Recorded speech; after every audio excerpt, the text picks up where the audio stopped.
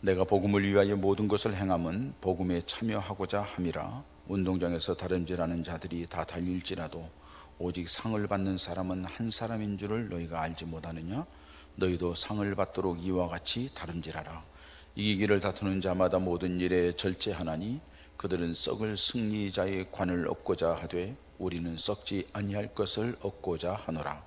그러므로 나는 다름질하기를 향방 없는 것 같이 아니하고 싸우기를 허공을 치는 것 같이 아니하며 내가 내 몸을 쳐 복종하게 함은 내가 남에게 전파한 후에 자신이 도리어 버림이 당할까 두려워함이로라. 아멘.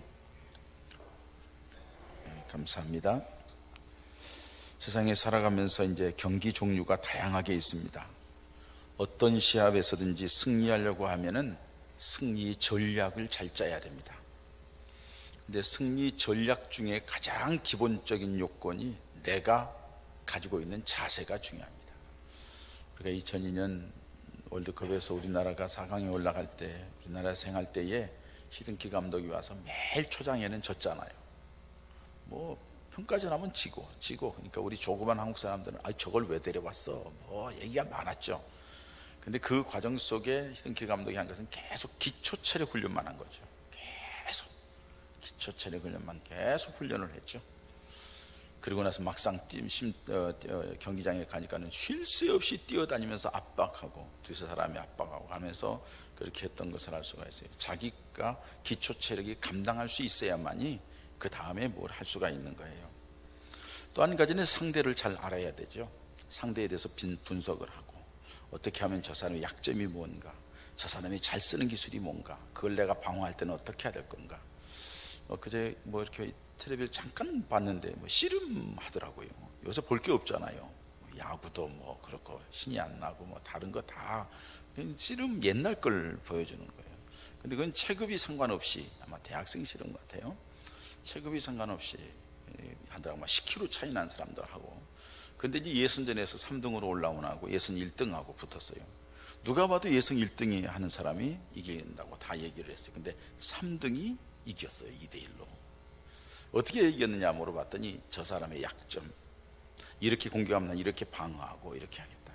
똑같은 그런 생각을 했을 거예요. 그런데 이 사람은 한 번 더 빨리 생각을 해서 대처하는 거죠. 그래서 이겨서 이제 위로 4강전에 올라가는 것을 보았어요. 다 여러분 전략이 있는 거예요. 여러분 우리 믿음 생활에도 영적인 전략이 필요합니다. 왜? 우리도 가리켜서 우리는 그리스도의 군사라고 얘기를 해요. 싸울 때에도 영적인 전략이 있어야 된다는 거죠. 또 우리가 살아가면서 우리에게 대해서 얘기할 때에 우리 뭐 이게 예수 믿는 믿음의 사람들에 대해서 때로는 군사라고도 얘기하지만 때로는 이제 운동 경기에 비교를 해서 이렇게 달리기 선수로 또는 씨름 선수로 뭐 이렇게 격투기 선수 이렇게 얘기를 하면서 하는 모습을 볼 수가 있어요. 자, 우리가 어떻든 간에 영적인 전쟁을 할 때에는, 영적인 씨름을 할 때는 딱 상대편이 정해져 있습니다. 누구예요? 마귀예요. 근데 여러분 우리가 아무리 내 개인적으로 노력을 해도 사탄과 싸워서는 우리가 이길 수가 없어요. 이 영적인 전쟁에서 이기기 위해서는 반드시 앞에다가 예수 그리스도를 모셔야 돼요. 예수님을 앞에 모시고 예수님 중심으로 나아가 싸울 때에 이기게 된다는 거죠. 영적 전략이에요. 아무리 해도 이길 수 없어요. 수단 과목을 100번 노력해도 안 되는 거예요. 오직 예수님만이 이길 수 있어요. 그럼 그 예수님이 나를 통하여 역사하실 수 있도록 내가 준비를 해야 돼요. 우리 주님은 항상 우리와 함께 하신다고 했어요. 우리를 도우신다고 그랬어요. 우리에게 언제든지 은혜 주시고 능력의 주님이 항상 우리와 함께 하셔요. 근데 어떤 사람에게 나타나고 어떤 사람이 나타나지 않아요. 뭐 때문일까요? 우리가 주님을 모실 수 있는 자세, 주님을 앞장세우고 나갈 수 있는 자세가 우리에게 있어야 된다는 거죠. 그게 있어야만이 이길 수가 있다는 거예요. 지금 우리는 코로나19로 인하여서 힘들고 어려운 상황이 전개되고 있습니다. 뭐 별로 힘들지 않을 수도 있어요. 지난 한 주간 동안은 참 기쁘고 즐거웠죠. 왜 기쁘고 즐거웠어요? 꽁돈이 생겨서.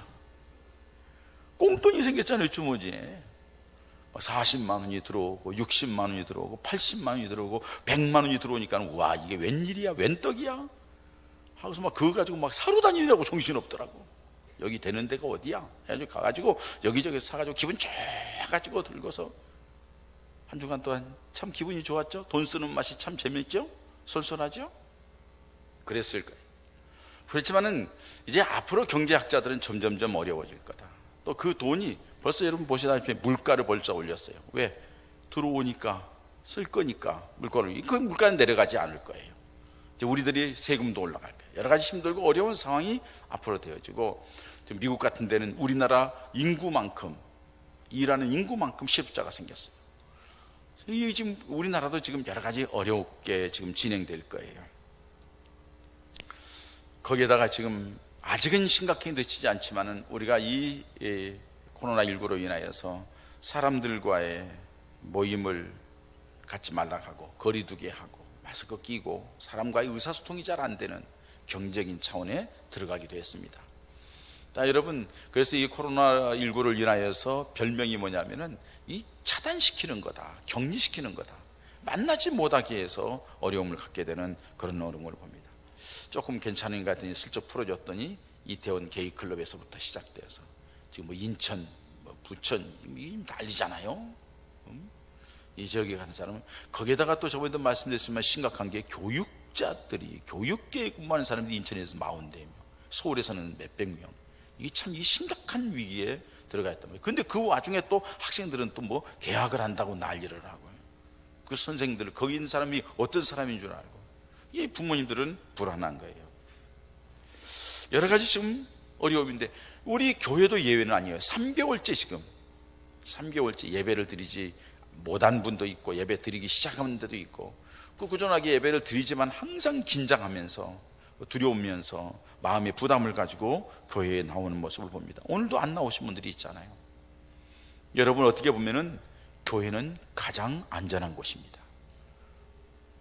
안전하지 않으세요? 안전하지 않은데 왜 왔어요? 가장 안전한 곳이에요. 들어오면서 마스크 다 하고 손소독하고 다 하면서 적당한 거리 유지하고 간격 유지하고, 다 교회가 가장 안전해요. 교회는 정해진 사람이 모이는 곳이에요. 그러나 여러분들 사회에 나가면요, 모르는 사람이야. 누가 어떻게 게이클럽에서 다니는 그 녀석이 어떤 녀석인지 알 수가 있어. 그 녀석은 젊으니까 건강해서 막 활발하고 다니지만은 그 옆에 지나가는 사람이 연세 드신 분이나 명령력이 약한 사람이 턱 보면 그냥 걸리는 거예요. 그 어디서 걸린지도 몰라요.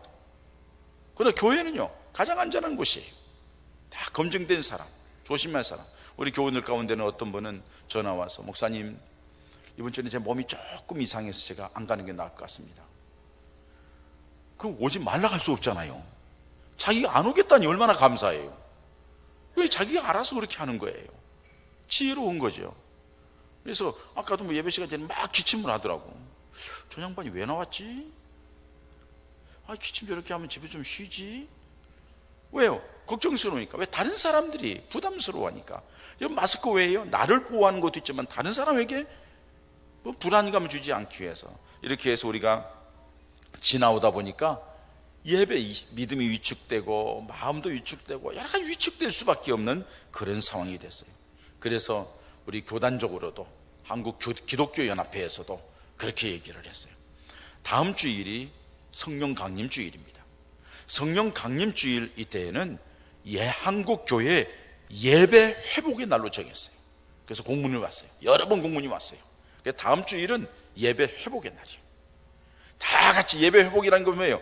예배가 우리에게 그만큼 중요하다는 거예요. 예배가 회복되어야만이 영성이 회복된다는 거예요. 예배 드리는 일에 우리가 먼저 최우선으로 하자 이거예요. 그래서 다 같이 모여서, 다음 주에는 또 우리 다섯 번째 주에 전 가족이 온 가족 예배 드리잖아요. 가족 단위로 다 모여서 함께 예배 드리고, 그래서 기관별로 또 모여서 친교하고 하는 시간을 가지려고 하는 겁니다. 예배가 회복돼야 되고 영성이 회복돼야 한다는 거예요. 어떻게 하면 신앙 열정이 회복될까? 어떻게 하면 재정비를 할까? 영적 승리를 위해서는 그럼 어떻게 하면 될 것인가 하는 것이 오늘 본문에서 우리에게 답을 줍니다. 먼저는 여러분, 목표가 분명해야 한다는 거예요. 26절에 말씀합니다. 그러므로 나는 다름질하기를 향방 없는 것 같이 아니하고 싸우기를 허공을 치는 것 같이 아니한다.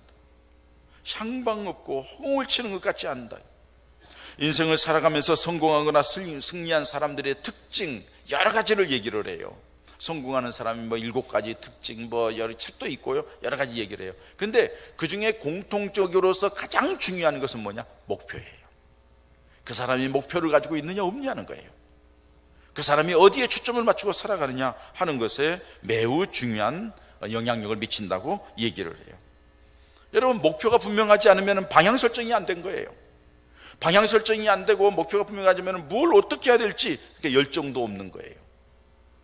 그러니까 막연하게 사는 거예요. 그 사람에게 무슨 하나님의 도우심이, 무슨 그 인생에 힘이 있는 삶이 이루어질 수 있겠어요?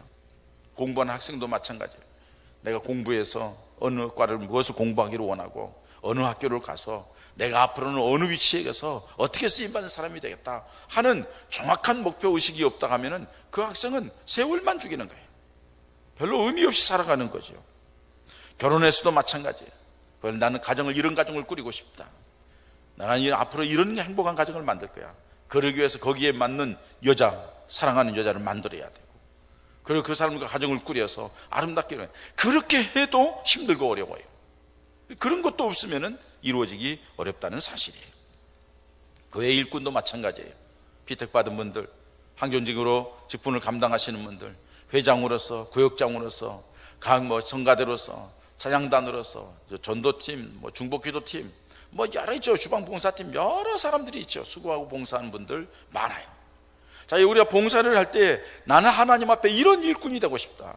하나님 앞에 인정받고 하나님을 기쁘시게 하고 내가 하나님 앞에 섰을 때 칭찬받는 그런 사람이 되고 싶다. 근데 그게 막연해. 그럴 때에는 교회 안에서나 아니면 여러분들 주변에서 믿음생활 잘하는 사람, 롤모델을 가지고 있는 사람, 그 사람은 복된 사람이에요. 저 사람처럼 나도 그렇게 해보겠다 하는 생각을 갖는 것이 중요한 거예요.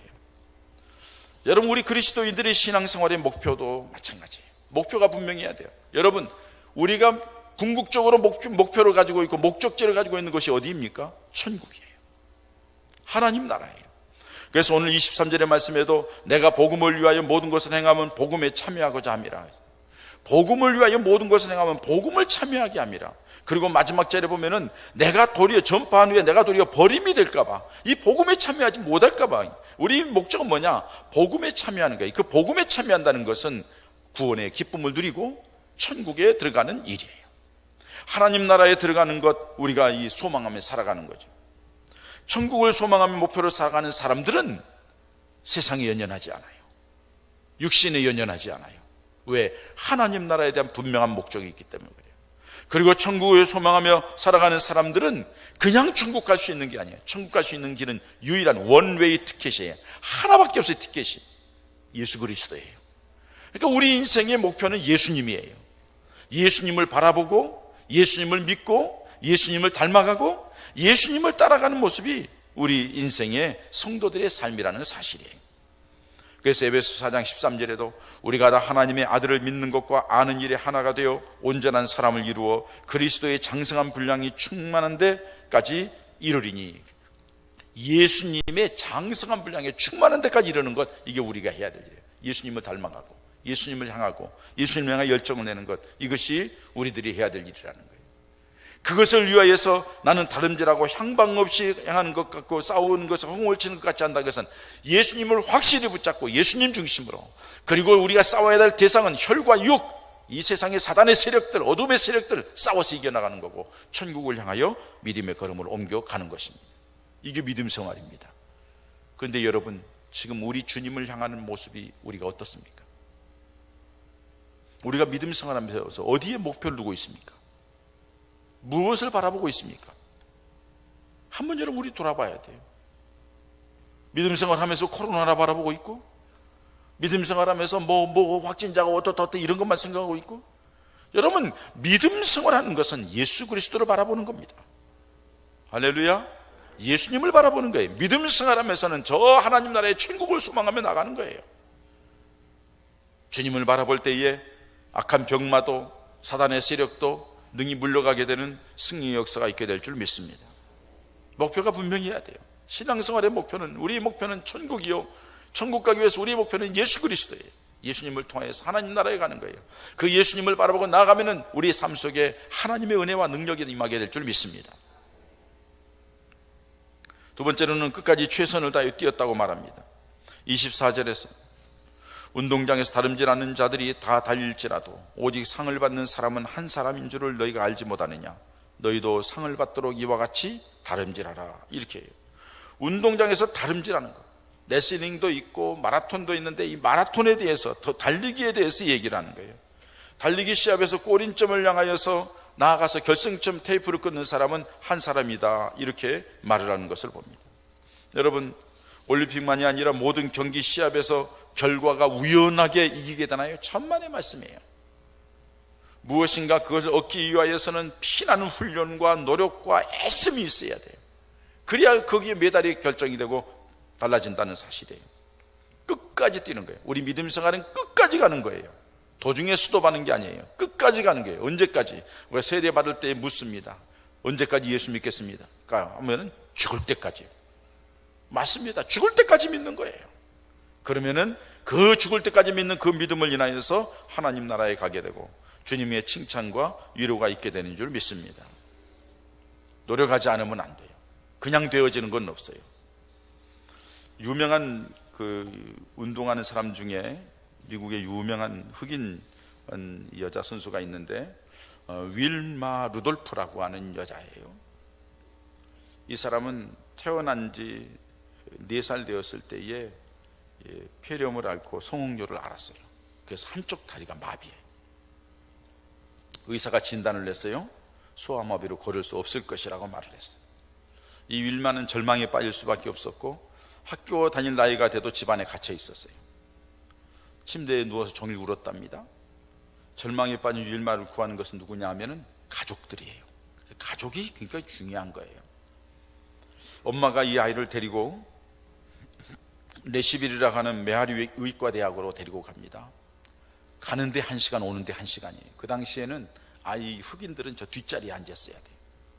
그러니까 이게 토요일마다 그 먼 길을 가서 치료받고 오는데 또 구석지에 가고 애 데리고 내려와요. 너무 힘든 거예요. 그러니까 엄마가 참 지혜로워요. 의사 선생님이 치료하는 과정을 자세히 보았어요.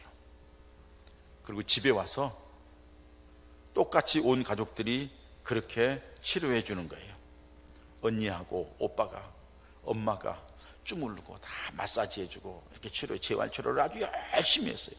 그게 점점 걸음을 뛰기 시작했어요. 7살 때에 다리 보호대를 차고서 학교에 다닐 수가 있게 되었고요.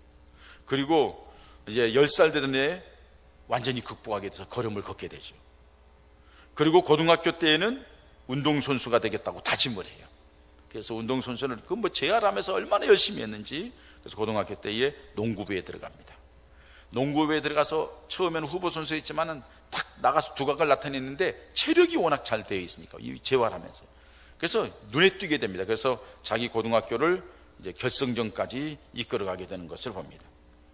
그리고 농구 선수 하면서 뛰는 모습 보니까는 기초훈련하면서 뛰는 모습이 너무 잘 뛰니까 그 테네시 주립대학의 여자 육상팀 감독인 에드 템플이라는 사람이 이 윌마를 여름 캠프에 초청을 합니다. 그래서 달리기 하는데 같이 뛰게 하는데 너무 달리기를 잘하니까 육상 선수로 양육을 합니다. 그리고 1960년대 로마 올림픽에 나갑니다. 걷지도 못했던 애를 로마 올림픽에 나서 100m를 11초에 뛰어서 세계 기록을 단속하면서 우승을 합니다. 200m도 우승을 합니다.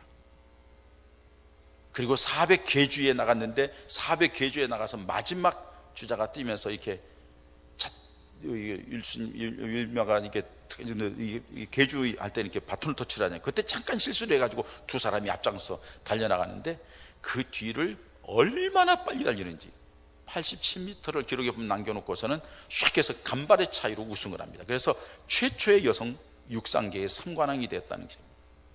이 윌마에게 기자들이 묻습니다. 어떻게 해서 그렇게 성공하게 될 수 있었느냐, 성공 비결을 묻습니다. 항상 그렇게 묻잖아요.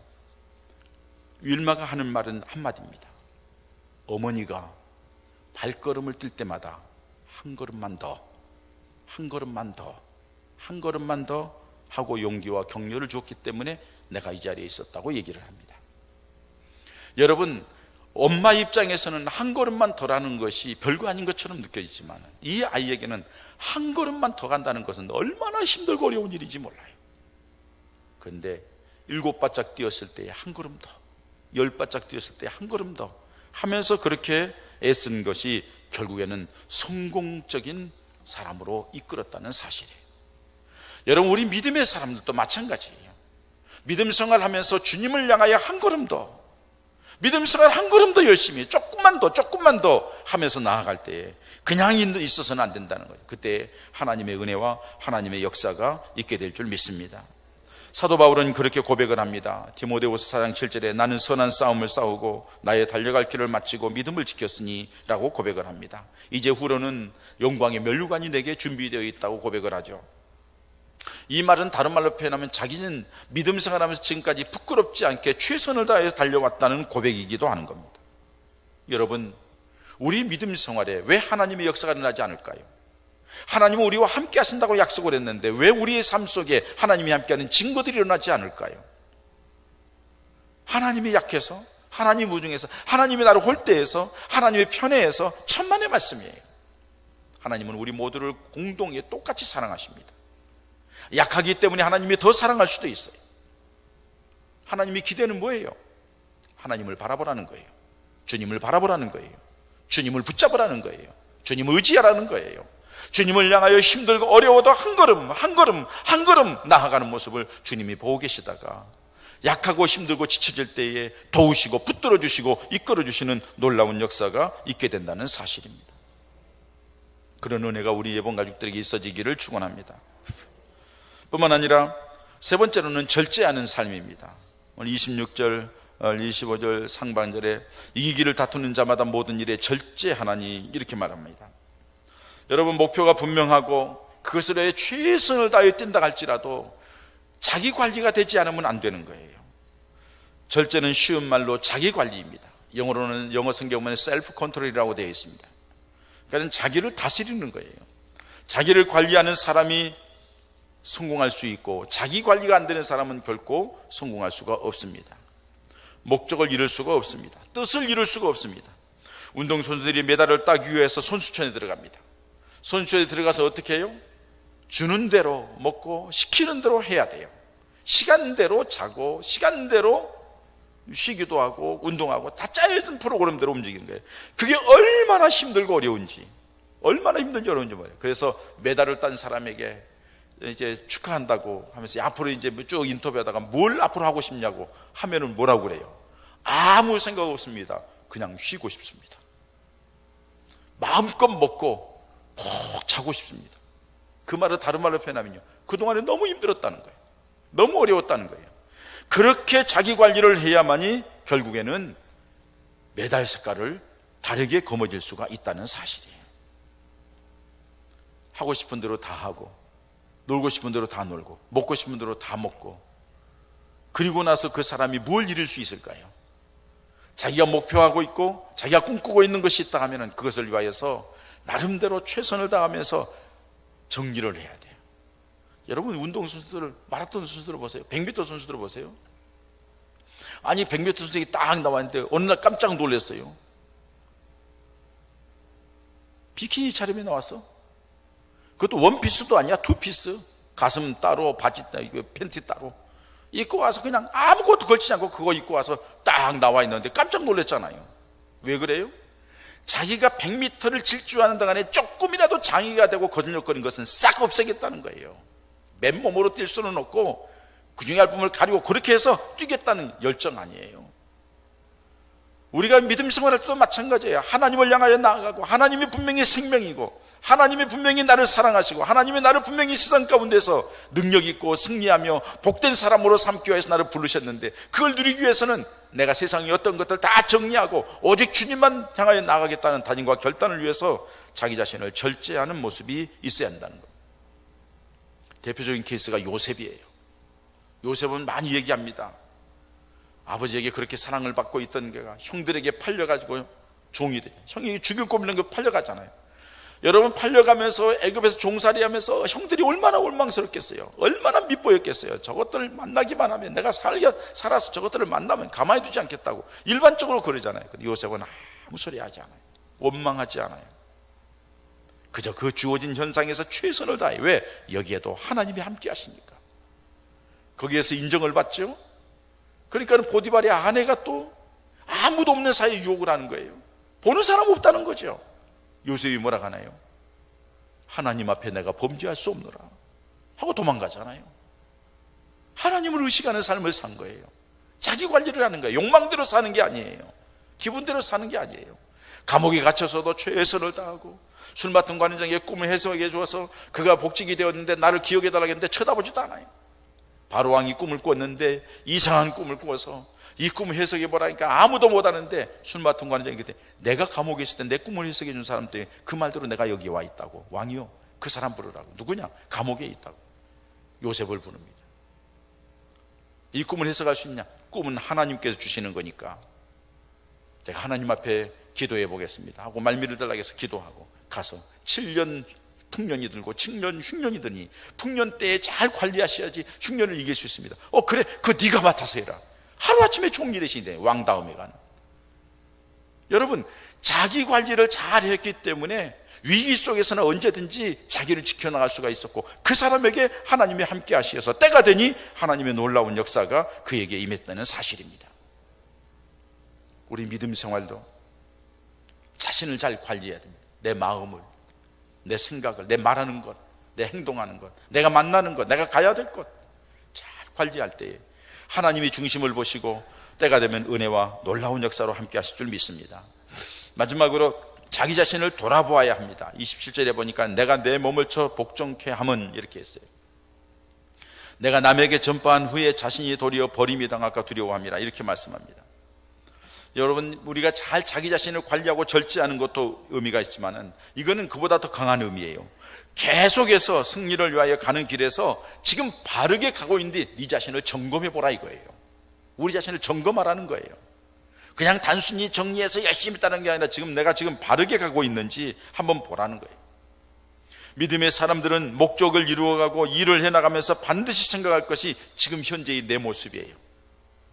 내가 지금 믿음 안에서 바르게 서가지고 있는지, 내가 지금 이렇게 하는 것이 내 육신의 욕망을 쫓아가고 있지는 않는지, 내가 지금 이렇게 가는 것이 육신과 생각 타협하면서 대충 가고 있지는 않는지, 하나님이 나를 보시면 나에게 어떻게 말씀하실까 하면서 내가 전적으로 하나님만을 신뢰하고 가는지 한번 우리 믿음을 자꾸 점검해 볼 필요가 있다는 거예요.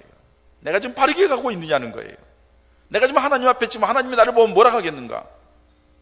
마태복음 22장 말씀에 보면은 임금이 사람을 초청을 합니다.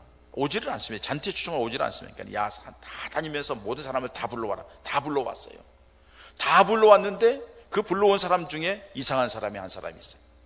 22장 마태복음 22장 11절에 13절에 보면은 임금이 손님들을 보러 들어올세 거기서 예복을 입지 않은 한 사람을 보고 이르되 친구야 어찌하여 예복을 입지 않고 여기 들어왔느냐 하니 그가 아무 말도 못하거늘 임금이 사환들에게 말하되 그 손발을 묶어 바깥 어두운 데에 내던지라 거기서 슬피 울며 이를 갈게 되니라 하니라. 다 오라고 했지만은 예복을 준비하고 있어야 돼요. 돌아봐야 된단 말이에요. 자기 주변을 돌아보고 내가 지금 이 위치에 어디 와 있는가 준비하고 와야죠. 아무것도 준비하고 오지 않으니까 임금이 결박지는 내쫓으라. 기본이 틀렸다는 거예요. 자세가 틀렸다는 거예요.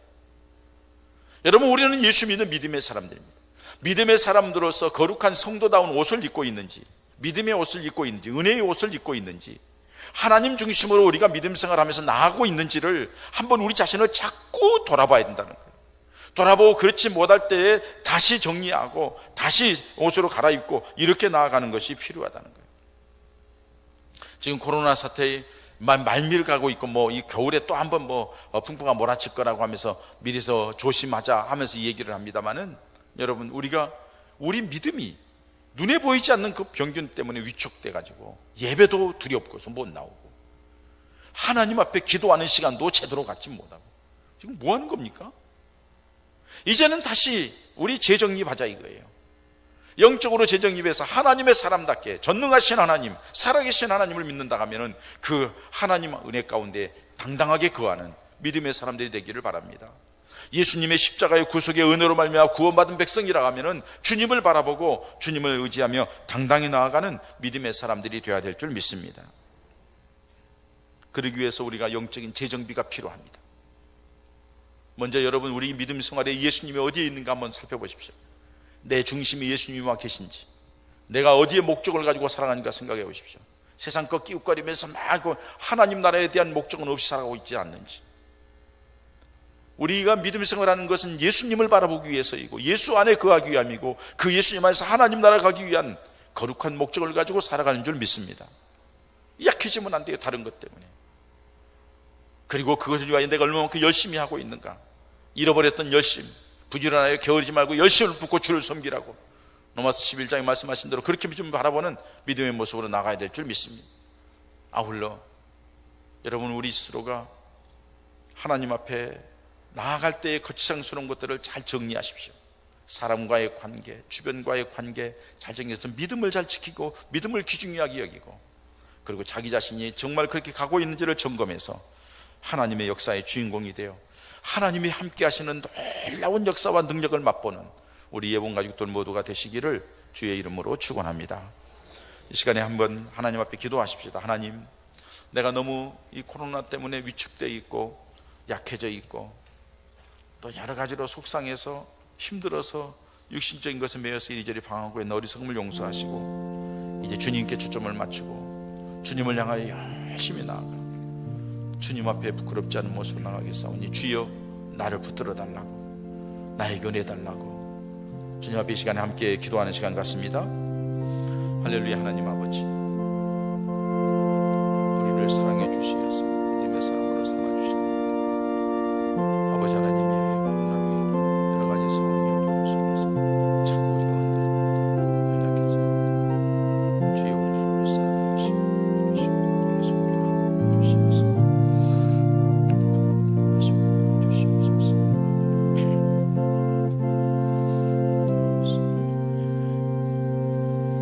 사랑의 하나님 아버지, 감사합니다.